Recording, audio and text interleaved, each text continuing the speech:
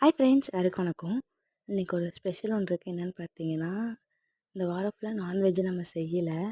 அதனால் அம்மாவை ஏதாச்சும் ஸ்பெஷலாக வாங்கிட்டு வர சொன்னேன். அப்போ தான் அம்மா இது வாங்கிட்டு வந்தாங்க. என்னென்னு பார்த்தீங்கன்னா, கிரில் தான். இது ஒரு முழு கோழி கிரில்னு சொல்லலாம். இது ரேட்டு 450 என்னமோ சம்திங் சொன்னாங்க. ஓகே, என்னென்ன இருக்குதுன்னு பார்க்கலாம் வாங்க. ஒரு முழு கிரில் இவ்வளோ தான் இருந்துச்சு.